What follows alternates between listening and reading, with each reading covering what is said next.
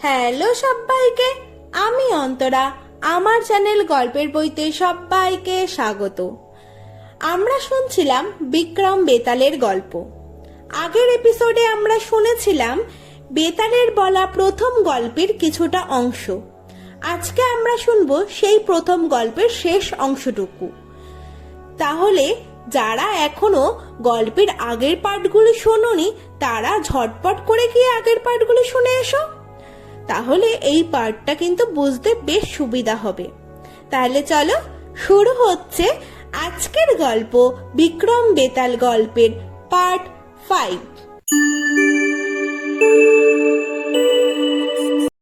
পরদিন ভোরে মন্ত্রীপুত্র সন্ন্যাসী সেজে এক শ্মশানে গেলেন এবং গুরু হয়ে রাজপুত্রকে শিষ্য করে বললেন, তুমি রাজবাড়ির কাছের কোনো শেখরার কাছে এগুলো বিক্রি করো। যদি কেউ রাজকুমারীর গয়না চিনতে পেরে তোমাকে চোর বলে ধরে তাহলে তাকে আমার কাছে নিয়ে আসবে।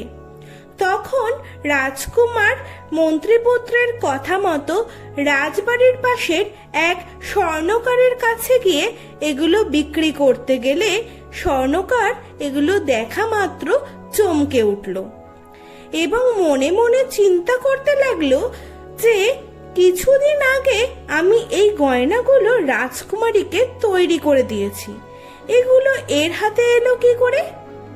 তখন সে তার কারিগরদের জিজ্ঞাসা করাতেও তারাও বলল, হ্যাঁ, এ রাজকুমারীর অলংকার, কিছুদিন আগে আমরা এগুলো তৈরি করে দিয়েছি।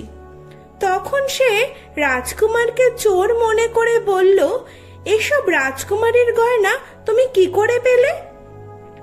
বারবার এই কথা জিজ্ঞাসা করাতে রাজপথের বহু লোক সেখানে জড়ো হলো। অল্পক্ষণের মধ্যে নগর রক্ষক এই খবর পেয়ে সেখানে এসে স্বর্ণকার ও রাজকুমারকে বন্দি করল।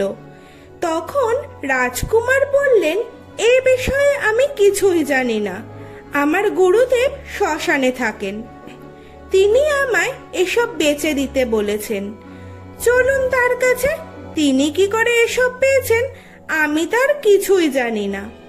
তখন নগর রক্ষক শ্মশানে গিয়ে গুরু ও শিষ্যকে বন্দি করে রাজার কাছে নিয়ে গেলেন।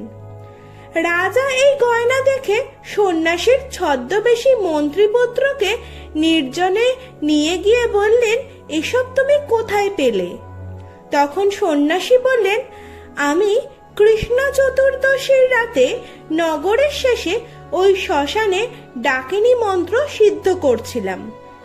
মন্ত্রের প্রভাবে এক ডাকিনী এসে তার গা থেকে সমস্ত গয়না খুলে দিয়ে গেছে এবং আমি তার বা পায়ে যোগসিদ্ধির প্রমাণ হিসেবে ত্রিশূলের চিহ্ন এঁকে দিয়েছি।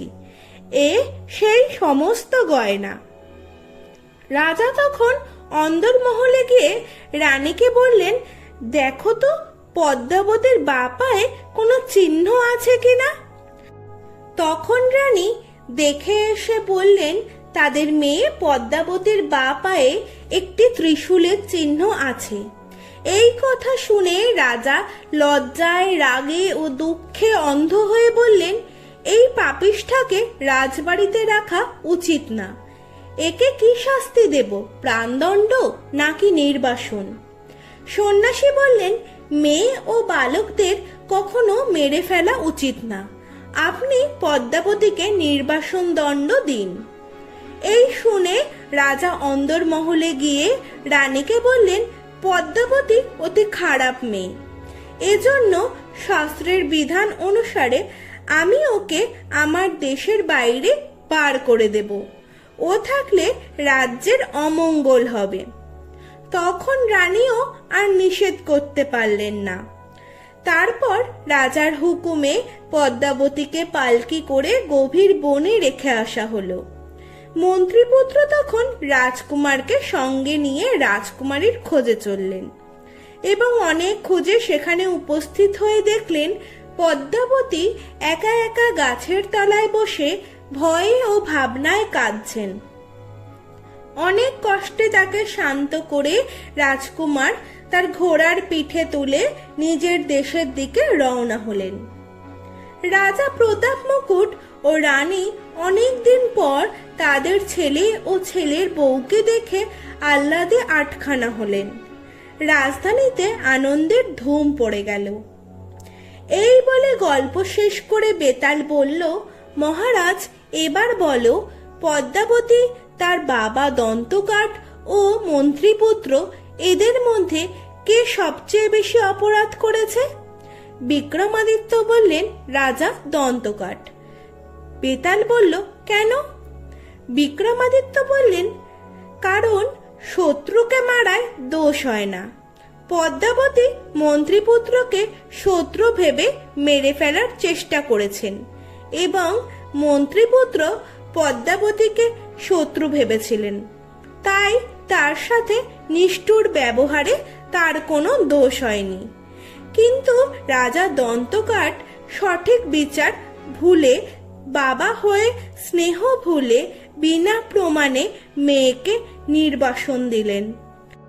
তখন বেতাল এই উত্তর পেয়ে বললেন, মহারাজ, একদম সঠিক বলেছ তুমি, তাহলে আমি চললাম। এই বলে বেতাল আবার শ্মশানে গিয়ে আগের মতো গাছে ঝুলে পড়ল। রাজা বিক্রমাদিত্যও তার পিছন পিছন গিয়ে গাছ থেকে তাকে নামিয়ে আবারও কাঁধে তুলে পুনরায় রওনা হলেন এবং বেতালও তার দ্বিতীয় গল্প শুরু করলো।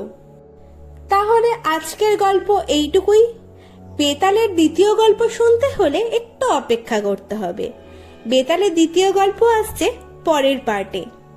প্রতি সোম, বুধ, শনি ঠিক রাত্রি 10টায় আসছি আমি আমার গল্পের সম্ভার নিয়ে। তাই প্রত্যেকে প্রতি সোম, বুধ, শনি ঠিক রাত্রি 10টায় রেডি থেকো গল্প শোনার জন্য। আর চ্যানেলটাকে সবাই সাবস্ক্রাইব করে দিও, বেল আইকনটা টিপে অল নোটিফিকেশনে ক্লিক করে দিও এবং লাইক, কমেন্ট, শেয়ার করে দিও।